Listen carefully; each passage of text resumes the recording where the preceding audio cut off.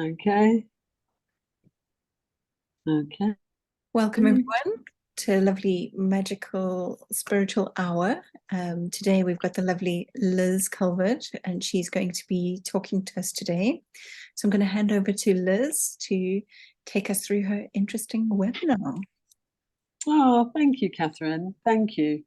So, afternoon, everybody. Like the rest of you, I met Catherine through activating and programming my Merkaba. And as Catherine and I were discussing earlier, often when you're on that journey to activate your Merkaba, you dig into your soul's purpose at a deeper level. And that's what I feel I've been doing with the ancestral healing. But to give you a little bit about my background, I've spent 20 years in Africa before I came back. I'm British, but I was 20 years living in Africa. And the ancestors and the whole idea of the impact of the ancestors is very, very strong in Africa. But I hadn't appreciated how much it affected me until I came back to the UK, because I felt more at home in Africa, where they're very spiritual. I feel they're very spiritual. And I feel like we're a bit less spiritual I'm currently in Windsor, but I'm in the UK. But I have done a lot of family constellation work, and I have done a monarchy. I don't know if any of you have heard of the monarchy. You were talking earlier about Kumbo and ayahuasca. The South American monarchy is a seed planting ceremony that I planted in my soul in 2010. So the indigenous peoples of the world, you know, the Bushmen in the Kalahari and the different peoples throughout the world, has always interested me. And then I was called to do Akashic record readings and met Catherine and did live readings and did other types of readings. And then I was drawn towards these sprays that are through Amanda Ellis. It's rainbow sprays and ceremonies with Archangel Metatron. So you'll see this picture on the front of the screen here. I feel like I've built a relationship directly with Archangel Metatron. And when you spend quite a lot of time connecting with him, you sort of get ideas plopped into your head. Well, that's what happened to me. And after working with Catherine and Amanda Ellis, I feel very called to do ancestral webinars. So that's what the seminar is about today. This is a reading. This is a bite-sized webinar about what I do in my ancestral healing webinars. So Archangel Michael gave me the strength, and I bring him in every time I do a webinar to help people go in and actually connect with their ancestors. But just before I start about the webinar, I think I just wanted to outline, often I've met a lot of people, and I feel this is true of me when I was much younger, that were emotionally neglected children. So if you ever felt that you're a big people pleaser, that you have to please everybody else, that you have to push through difficult circumstances, you're always going to the future, or you feel like you're looking to control the present, or you're overthinking the present, all these aspects could be because you have some ancestral trauma in your early childhood. So that's one of the reasons I've pursued this, is to help heal my own ancestral wounds. But of course, each of us have our own unique experience with our parents. So this is the webinar outline and agreements. And I brought up this slide because, as you can see, I base it all on the beach, the water connection, because there's the emotion. You've got Father, Son shining in the background, and Mother Earth. So I use very much the widest interpretation of planet Earth. I don't use a spiritual, like a Christian context exactly. I use Archangel Metatron and spirit in the widest sense.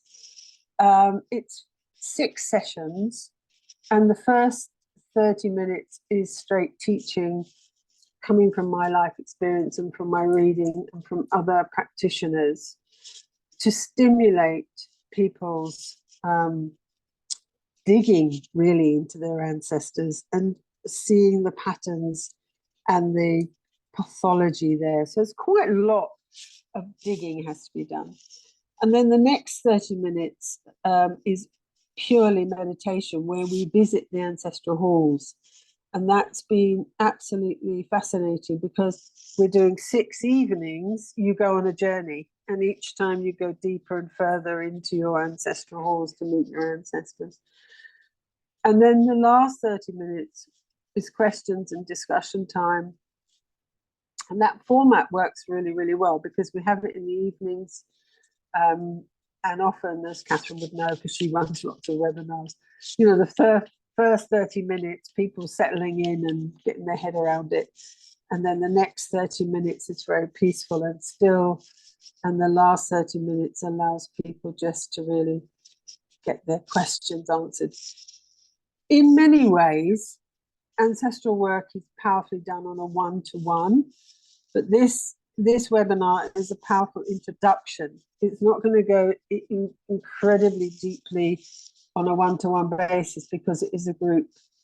It's a 6-evening group session, but it allows people to put their toe in the water. You see the picture there with the. But the reason I was called to do it, some of the people I've done the Akashic record readings with are pretty ancient, very ancient, well beyond the Earth life. They came from other planets. And because they're so engaged in potential of everybody else, they don't look at their own potential. And these particular water babies are called Mintuckans. So these Mintuckans are really a big part of my client base. But I realize all of us have ancestral baggage, really. I think you would agree. I mean, I'm only going to talk for a few minutes, and then I'm going to answer any questions you have.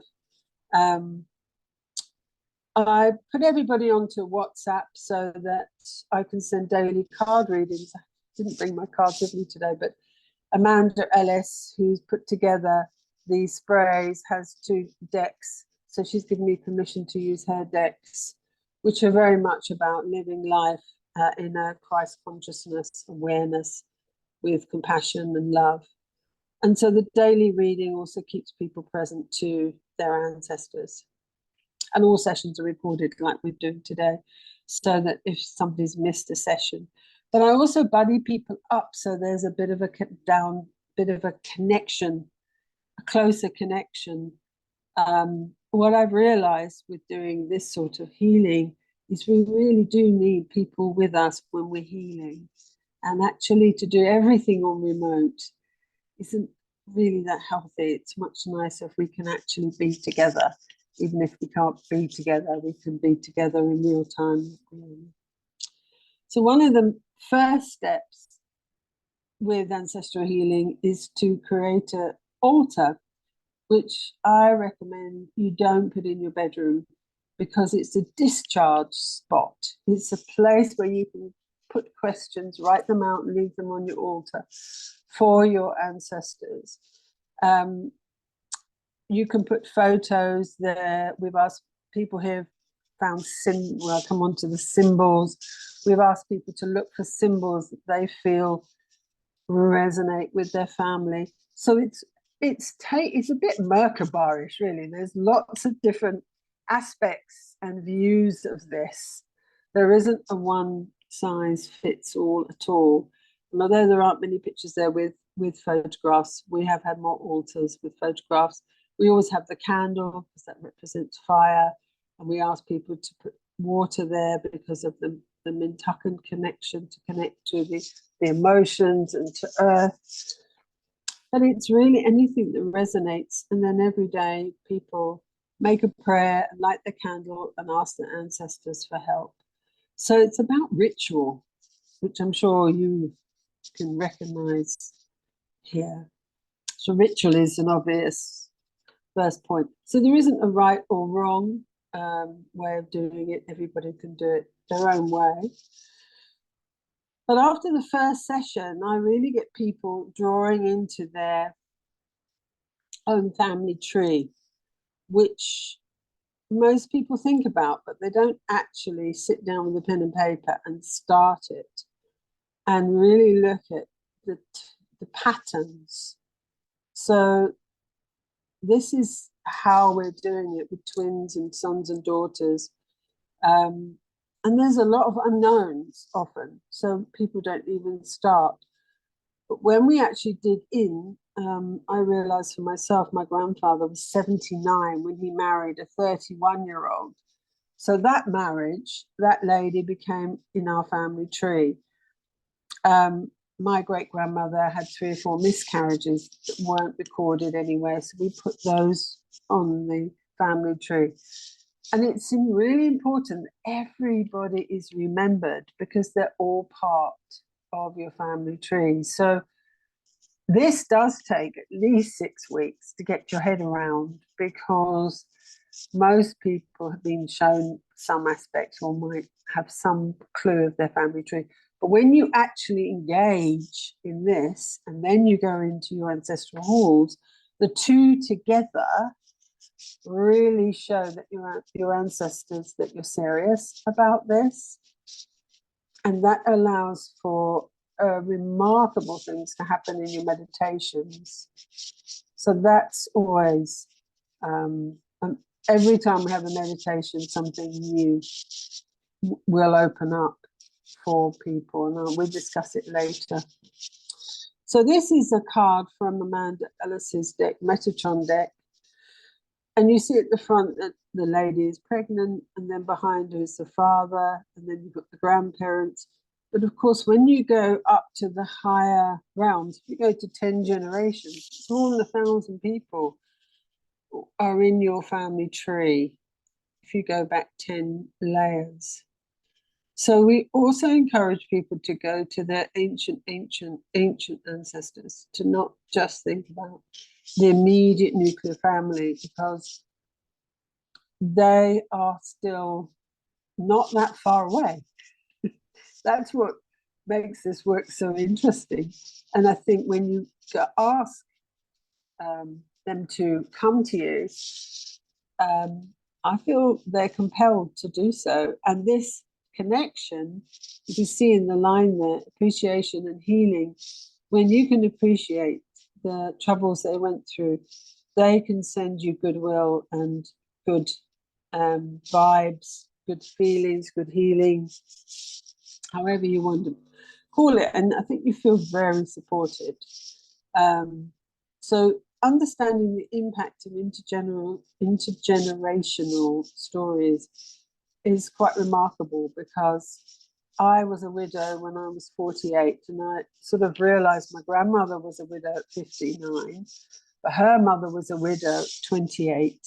And actually, when we started to go back, early widowhood was a big thing in our family, but it hadn't occurred to me at all before I did this journey, how our family had been, women had been abandoned in some senses or felt abandoned. And this abandonment then led to beliefs around men being a certain way. And this seems to carry a conversation forward, which it's really been interesting to challenge, for everybody to challenge in the group. And you hear different family histories. So it's really interesting to engage. I found a slide yesterday on Oprah about weight issues being passed down in the family trauma. So it can be as simple as something like weight, or it could be shame or guilt or addictions. So all these patterns are really interesting to notice, because once they're noticed, then we can start to heal them. So this is how we enter into the ancestral halls. We knock at the door and we take Archangel Metatron with us, and we take anyone else with us who we want to assist us. And it's pretty magical. Anything can happen to you in the ancestral halls, and we do this meditation every week, and you dig deeper.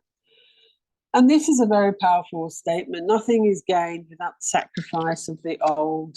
So I think we would all agree that starting at the beginning again with Archangel Metatron, having a weekly visit to your ancestral halls can be quite intimidating, but to do it in a structure with lots of other people is very supportive and very powerful. And in fact, some people, I've done 3 webinars now, and people from the first ones are coming back still to the next ones because they're feeling more and more and more comfortable. And I think feeling safe is so important in this work. But also feeling safe on earth is important. And often if you're born into a family where you didn't feel safe, then this is an opportunity for you to create your own safety, you know. So the ancestral healing, the way we do it, is really confronting the intergenerational traumas. But I also use Bach flower remedies as well. And I also use sprays. So I use these sprays during the meditations, which is sort of like a healing spray that allows people to put fire or hope. So I thought I'd just demonstrate that to you now. So this is the fire element. So obviously the dragons love the fire. This is Amanda Ellis fire spray. And fire is very transmuting. So as I spray it, you just imagine this spray coming over you. And that just lifts you up. And this is the spray of hope, which we bring into the ancestors who may be full of regrets and full of remorse and wishing their lives were another way. And hope is a very important aspect of ancestral healing. And when we see our ancestors, we can bring them hope. And indeed, they can bring us hope as well.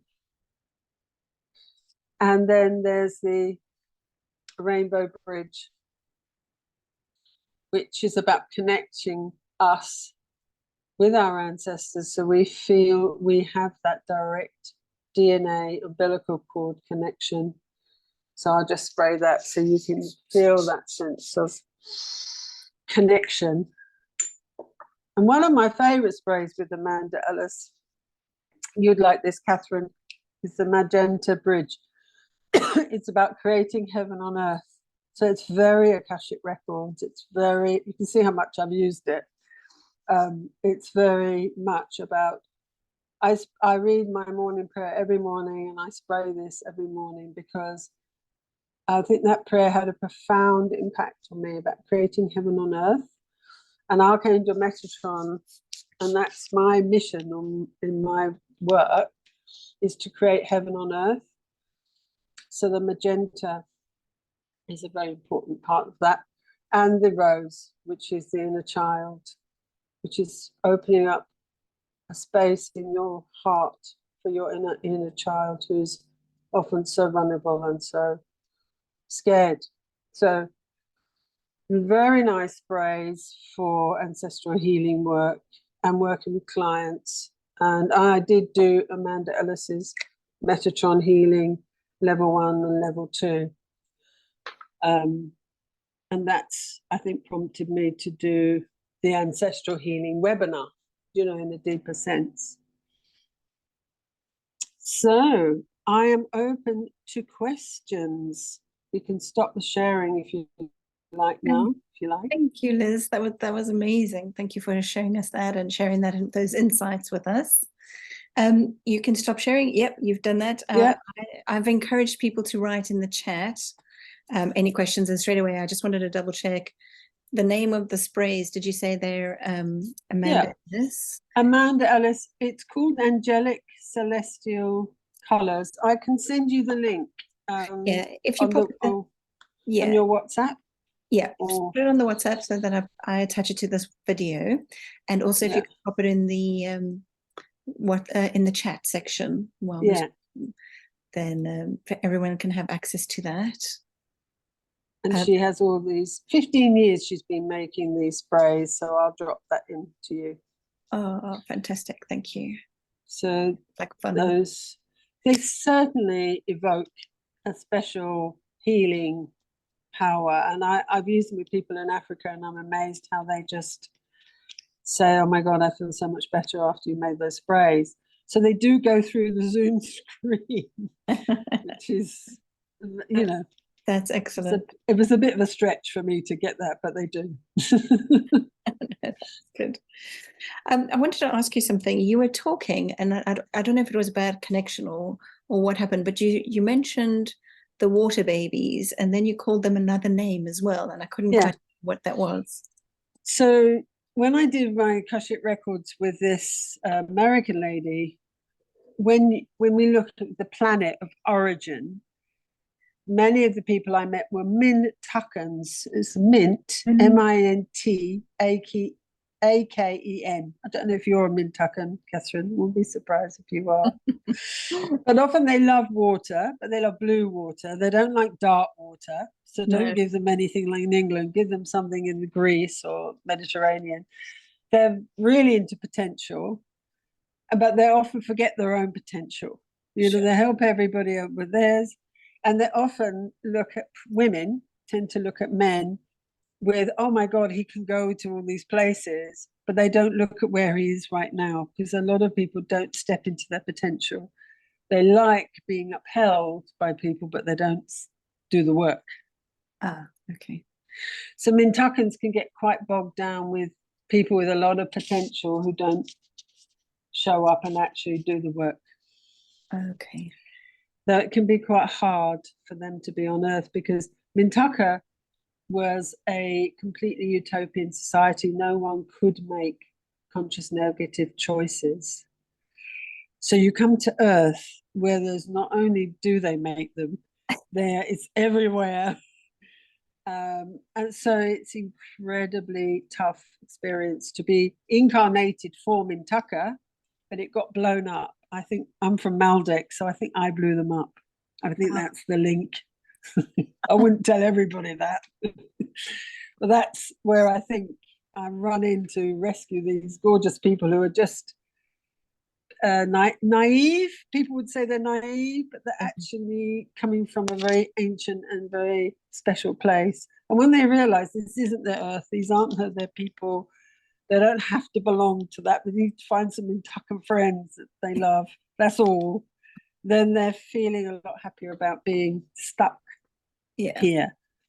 Okay, no, that sounds like people that are gullible, maybe, and they take you at face value, because if you say that you're going to do that, then they think, oh, well, she said she was going to do it, but she didn't do it. I don't understand what's just happened here. So yeah, okay. It's hard. It's hard because they do take people completely on face value, and that's not how Earthlings work. Earthlings get up, go to work, go home. They kind of got a smaller life, but people from other galaxies have another perspective, have a bigger perspective, really. They do. Okay. Yeah. Okay, so we've had a little so we've had a little message from Aunt Terry saying she's had to go, but before then, Andrew said, is Rescue Remedy useful, and where do we buy the sprays from? But I think we've answered Well, I can talk about the Bach flower remedies as well, because these are Amanda Ellis's, so that's her program. Because I actually spoke to Kavita Patel as well recently, and she and we both got into Bach flower remedies. So what we've done is bought a box of the central Bach flower remedies, and they come with emotional remedies. Yes. Such as stand your ground, such as finding hope and joy, such as things like that. So I make up my own based on Bach flower remedies. And I've noticed everybody I've been given ancestral healing with who's taken these, and if you can see these here. Yes. So these are from the Bach flower remedy website.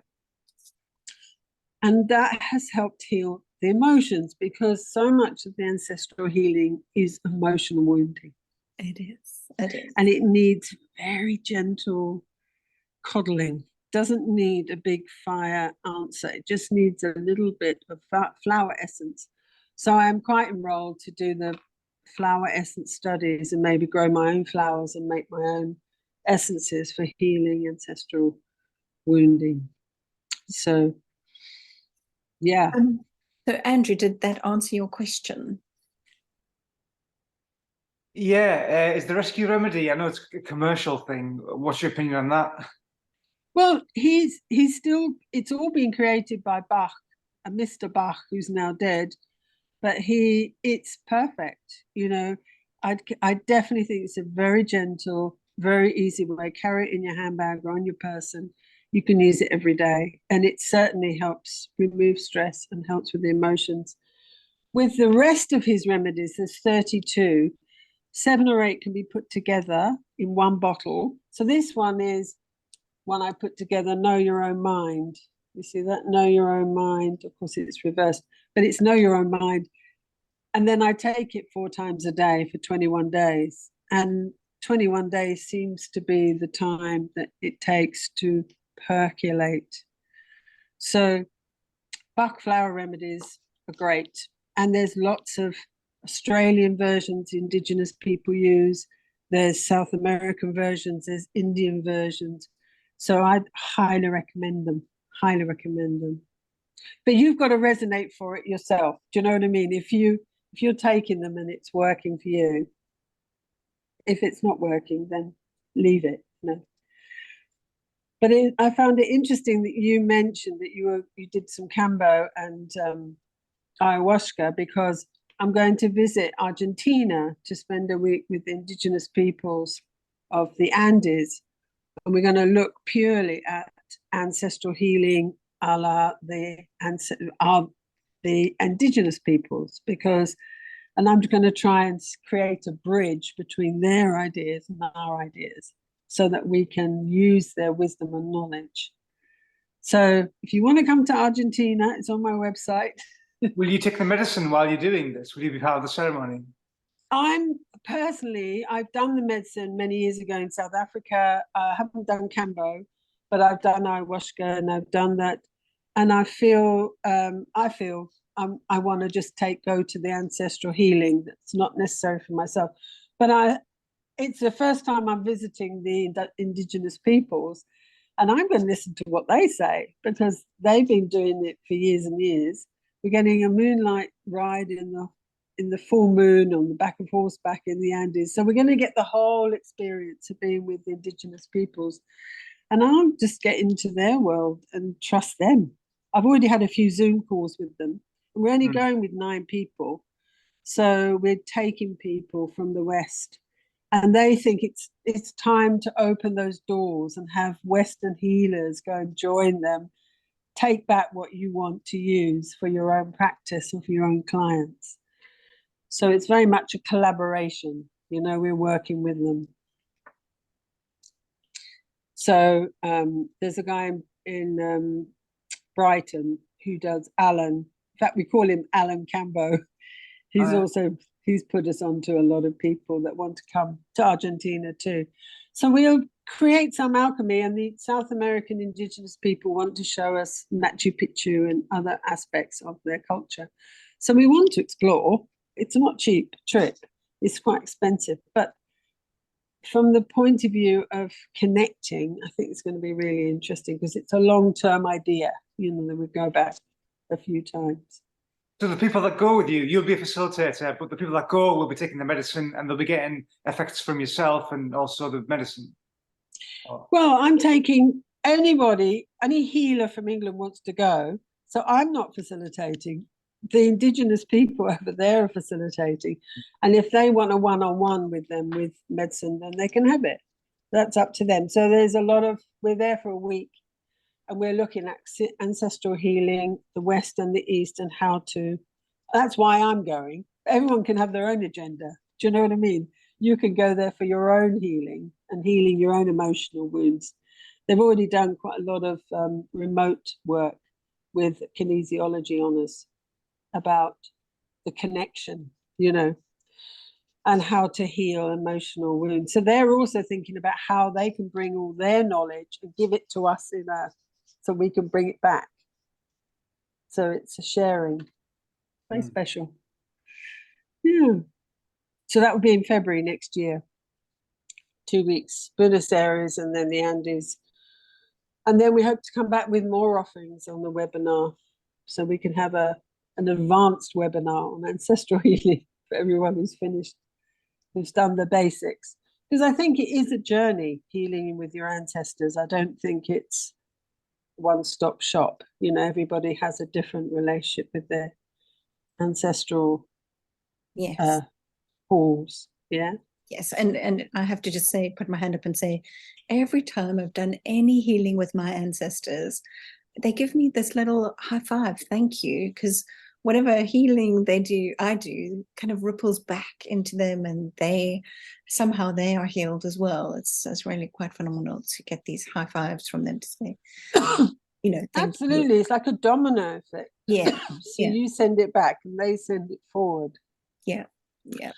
And I think it's even in the greater unconscious as well that we Yeah. start to recognize that our ancestors had a lot of regrets, and we don't want to die with regrets. So we want to heal our regrets while we're here. Yes. And move. And I think the South American idea of the eagle, having the wind under your wings. Yes. We want every soul on earth to be free, not to be carrying the burdens of the history of their family, or feel they have to live up to that story. So I don't know if that answers your questions. Andrew, the only other question I see from Andrew here is, how do you spell Mintaken? Mintaken. Yeah. It's correct in the spelling. It's mint, Mintaken. So Okay. Mintakens, yeah. And Mintakens are incredibly, what's the word? Love water for healing, and if they get into a hot water spa. So I am looking at taking Mintakens on 4-day healing retreats to go to the Mediterranean. Also for me, I wouldn't mind 4 days in the Mediterranean just to be swimming around, you know, in the blue water. So, and I think, you know, when we do this healing, it's nurturing, and it's nurturing ourselves, and we want to keep moving that forward. And so the inner child work is critical to get her or him, give them a soft place to fall. That's so key, you know. Yeah. So yeah, the ancestral work is very much about safety, but it's also about healing the dark shadows, you know, the dark. Sounds good. Sounds good to me. I just wanted to share something. It's a bit, it's personal to me, but I've had past life stuff with Catherine, where I was a Knights Templar, and I'm going to Portugal in a few weeks to Tomar, which is a place where a lot of the Knights Templar are like. So yeah, I'm wondering if that could be a bit of ancestral healing when I go there. You know, when you put your feet on the ground, I think, you know you're visiting ancestral, and you can ask your ancestors to come to you in your dreams. And I think the Knights Templar are really very special and specific. And that light that you have is great to bring from there back to here and see how you want to put it. It's in your DNA, you know, it's there. And in fact, if you call your ancestors, I would call them in, because I think they kind of have to show up. I think it's like a code. So if you go and do a little ritual in the mountains with some stones and put a little altar up and ask them to come. All the books I've read on ancestral healing say, I stick my dad in the back of the car. He never listened to me ever as a child. So now he has to listen. So I stick him in the back of the car and talk to him all the time, because he's my important ancestor to heal my emotional relationship with him. But with the Knights Templar, you may want to go to a sacrificial place or a church, or where they landed or something, and have a little ceremony. And definitely lighting a candle, making a prayer, set that intention, and look for symbols. I think that's what I would also say. If it's a red cross, or maybe it's a shell, look for symbols, because these seem to, I haven't got to the bottom of it yet, but these seem to be the way to heal the ancient connections, to connect the DNA. It's 144,000 strands of DNA in each person. And they're not all from your parents. Some of them are quarter from your mum and dad, but the other 2 are from your ancients. So healing them takes time. It's a bit of a journey. And that's why I want to hold everyone's hand and say, it's okay, we get as far as we get, and then we come back and we do some more. Powerful stuff, though. Sounds very, very, very powerful. And I like the idea of a phased approach, because otherwise it can be a bit overwhelming. I know myself, you're just like, wow, absolutely, absolutely. Okay, okay. Well, we've got a few other people on the call. There's another Liz and Priya. I'm not sure who iPhone is, but Liz or Priya, do you have any questions for Liz today about, or do you want to join the discussion about ancestors? Do you have any stories that you'd like to share? Anybody? Not sure if they're still there. Maybe they've gone to lunch. Maybe they've gone to lunch. Yeah. Yeah. But I would say, you know, just to finish off really, when I do the meditations, it's quite profound. And often people say, well, I don't know anything about my ancestors. How can I find out? And last week, this guy brought this photograph of his ancestors' mill, cotton mill. And then first time he's ever done it, he turned it around. On the back, his mother had done a whole story about the mill and where it was and the name of his grandfather, and everything was there.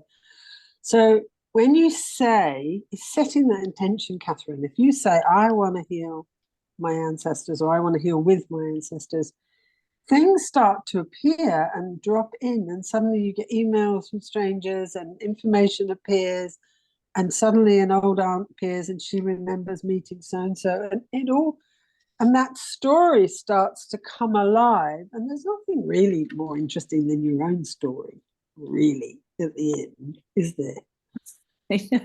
Talk about me. Let's talk about me now. Well, yeah, you've traveled, you know, from there to here and there. I'm joking. But everybody's story is entangled, and then what we're trying to do is untangle this knot, and then allow the energy through and the healing through. And as you quite rightly say, every time we honor our ancestors, it just polishes that stone just that little bit more and allows more light to come through. Yes. So I'd really recommend it. I really recommend these sprays. This is an earth spray because I needed lots of grounding when I started this work. And I recommend that one. But there's also nice citrine. There's a silver spray, which you can spray protecting yourself when you're going into the halls. And there's also things like this gold and citrine. So they're just powerful, potent. If you have a client who doesn't want to speak a truth, you give her a nice shot on that, the throat chakra. Or there's the ultimagent, which is just behind the throat. That can be quite ancient wounding. So there's some nice sprays, and there's the ancestral one, which smells of old slippers and cigars. I don't really like that one, but we won't go there. I wouldn't recommend you buy that one. But the one for protection is there. It's the one for protection. There's a lot for protection. There's a sage. There's this one's for protection because you just bounces off. It just makes your aura go silver.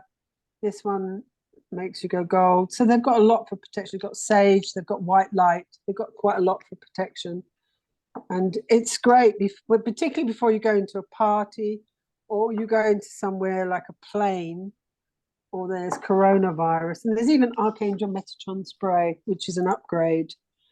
And because you work so closely with Archangel Metatron, I'd highly recommend those sprays because it just clarifies something and gives you extra protection.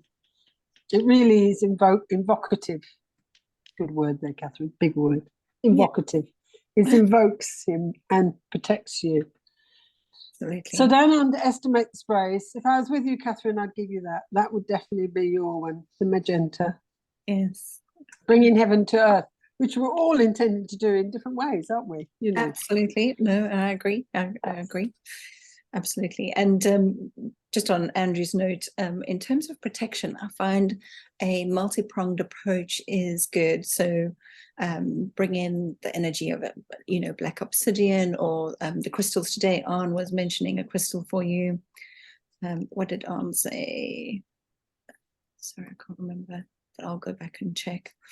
And yeah, use you know, your Faraday cage. Make sure you're working with the archangels for protection, sprays, whatever you can do to protect yourself, because I often feel bombarded by energies, especially in the work that we do. So yeah, definitely. Yeah. And I burn sage all the time. So I'm wondering, the more cleaning you do, that I'm doing that at the moment, the more protection you need, perhaps. do you think so? I don't know. When I underpinned everything with Lord Metatron, I found that was the biggest boost for me personally. So I have all these different things going, but he seems to add his, you know, strength to it. So he reinforces my Faraday cage. He makes sure that everything is working correctly, and yeah. So I've had that come forward for me, definitely. But there was a time when I was just like you, Andrew, just thinking, I can't do this anymore. There's just so much bombardment over and over again. But for a long time, I felt definitely programming my Merkaba. If I do my Merkaba regularly, then I find that helps as well if we're going through a bumpy time, especially we've just come out of Mercury in retrograde. And some Mercury in retrogrades are fine. I don't even notice them. And then others, I go, wow, that was a bumpy ride. Gosh, so we had to fix up stuff from the past. But being aware that if you're having a bumpy ride through Mercury, there's some stuff that you need to fix up. That's why it's there in front of you. That's why you're having a bumpy time, which can also... so when I activate my Merkaba during that time, then I find that the lessons that I'm supposed to be learning come sort of closer to my third eye, and I'm able to see what I'm supposed to be doing and fix it and heal it so that I can move on. I don't know if that makes sense to you. Oh, it does. Yeah. Totally. Yeah. And I think the journey, there's so many aspects, you know, we're sort of linearly going through time, and then we're having these interruptions. Yeah. So it's very good. I noticed the moon's just, before I didn't notice, now I'm really noticed. New moon on Monday, set stand, you know, what are my intentions? Full moon releasing. So all these are aspects. I think we do become more sensitive as we work with this work. Yes. And then we notice when we really need to take care of ourselves.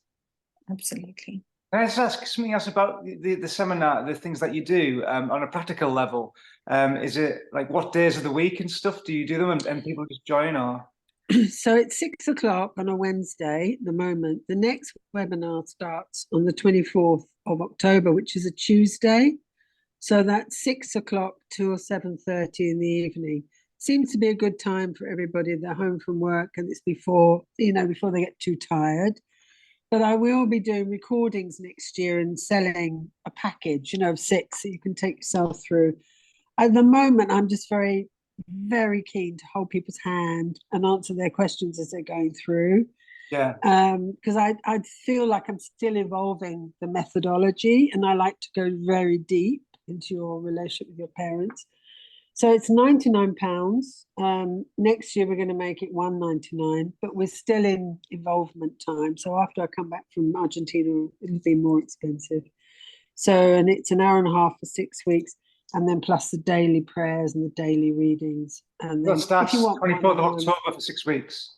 Yep. All right. Yep. Yeah, I'll be very interested. Yeah. Oh, good. That's great.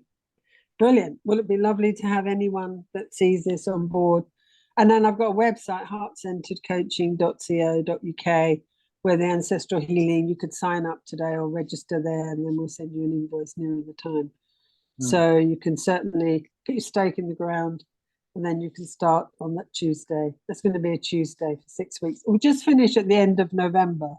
Yeah. So it's a good timing, you know, with Christmas. Yeah, definitely. Cool. It would be lovely to have you on board. Great. Yeah. Lovely. Yeah. There's a couple of people that I'm going to recommend it to because they are struggling. So let's see if that helps them. Oh, that's great. And then if people want one-on-ones on top of the webinar, then obviously I charge. But that's why I give them half an hour every week, and I don't get off the line. So if they want more, I give as much as I can during the webinar. Do you know what I mean? To make it accessible and available. Mm. Very interesting subject. Very, very interesting. But during the meditations in the webinar, you're like giving your energy. You're like, yeah, you're Creating the space. Yeah, Oh, right. it's a guided meditation. So Oh, you're going in, and I'm saying, right, see your male ancestors there, yeah. see your female there. Ask someone to come and speak to you. What is their story? And then you have these. I mean, they've had incredible experiences. Because there's murders and deaths and debauchery and rapes and, you know, the dramas in the family tree. So it's quite interesting what information comes through. And they're much closer to us than we realize. So I think that just is a revelation for people that they're close to their ancestors. And therefore it's a resource, you know, so also all the healers you can channel and connect to, and, you know, you see what I mean? So you're not limited. It helps you see how unlimited you are, really. It's incredible. Yeah. So, yeah, it's very powerful, isn't it? I'm sorry, I get all excited. I felt very emotional. I felt very emotional when you were saying that. All of a sudden, I just got this overwhelm of emotion coming through, and I wasn't even doing your. I can just imagine it's going to be quite life-changing. It is. It gives you a platform, and then you cogitate away. Then you go off and be with your family, and you see them differently. And then, do you know what I mean? So we had a Persian lady on, and her stuff was just surreal. So we keep opening doors into realms, and we keep seeing things from another perspective. So after a couple of years of this, Catherine, I'll be quite good. Oh, that is good. Nice way of saying that. Okay, good. But thanks for giving me the opportunity. It's been great. My pleasure. Thank you for coming along and talking to us all about ancestors, one of my favorite subjects. And I'm going to put this straight onto YouTube, and I will put a link in the WhatsApp group so that everybody can see it. She hasn't been able. Great. So, okay. Thank you. Okay, thanks everyone. Thanks for being here. Okay. We'll speak to you soon. Take care. Bye-bye. Speak to you soon. Bye. Bye.